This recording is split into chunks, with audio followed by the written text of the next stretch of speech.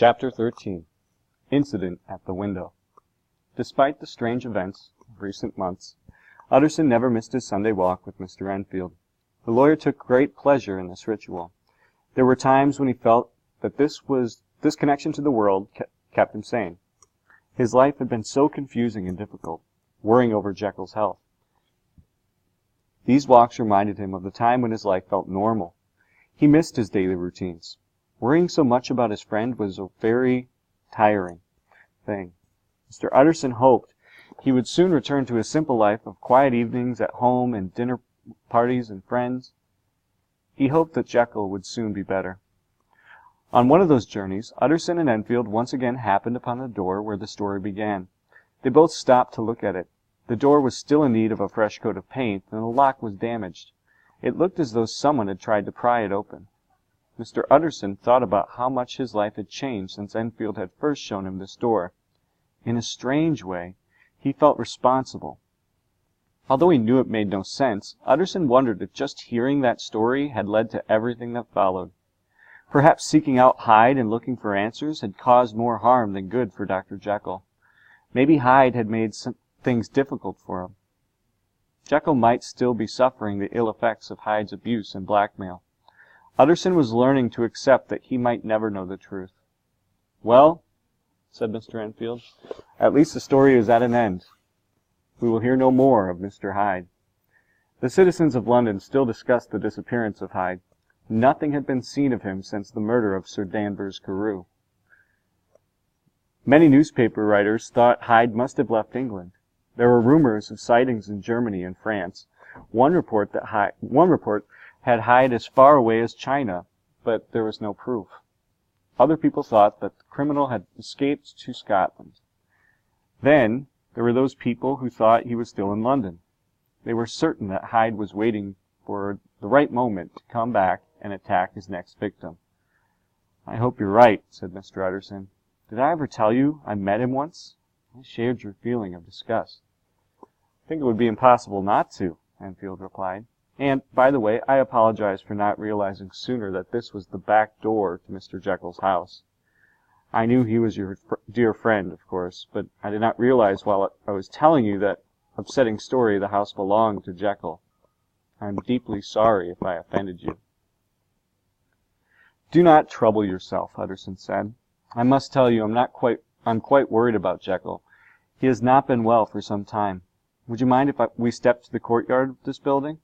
I'd like to take a look at the windows." "Of course," Enfield replied. "Perhaps we could encourage Jekyll to come join us on our walk. The more the merrier, I say." The courtyard was cool and a little damp. Although the afternoon sun was still high in the sky, twilight shadows fell inside the court. Dr. Jekyll's staff was careful about cleaning the courtyard and tending the flowers.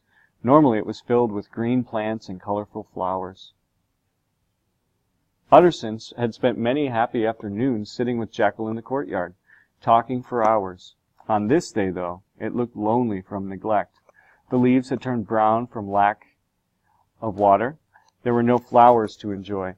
Grass and weeds grew around the stones and the footpath. The bird bath was empty. Utterson knew this was not a good sign.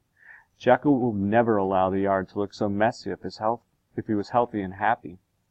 The two men looked up at the windows above the laboratory. The middle one was slightly open. Sitting close behind it, slumped in a chair, was Dr. Jekyll. "Hello, Jekyll," Utterson called. "I trust you are feeling better?" The doctor turned slowly toward the voice in the courtyard. He looked confused, as if he had no idea there was a world beyond his window. His eyes softened as he recognized his old friend. "I am very low, Utterson," replied the doctor drearily. "Very low indeed. It will not last long, thank God." "You stay indoors too much," the lawyer said. "You should come get some exercise. Why not join Mr. Enfield and me? Have you met my cousin, Mr. Enfield, on our walk? Come now, get your hat and come outside." "You're very kind, Jekyll," Jekyll called from the window. "I should like to, but it's quite impossible.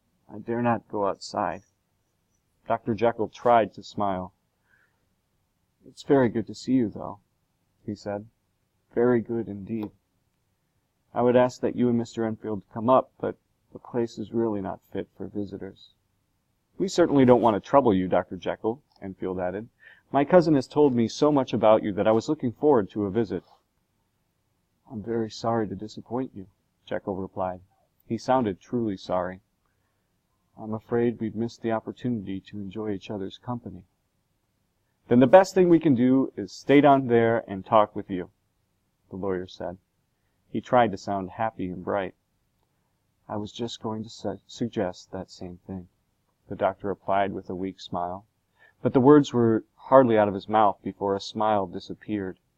An expression of complete horror quickly followed. Jekyll closed his eyes tightly. A grimace came across his face. He appeared to be in a great deal of pain. The two men watched in horror as his skin turned gray. Jekyll covered his face with his hands. He turned from the window and hunched over. They heard a low moan as he disappeared below the window frame. The two men in the courtyard were shocked by what they saw. Utterson tried to call out to his friend, but no sound came. He was shocked and a bit frightened.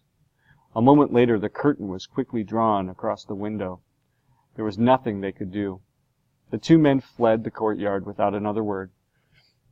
They continued in silence for several blocks.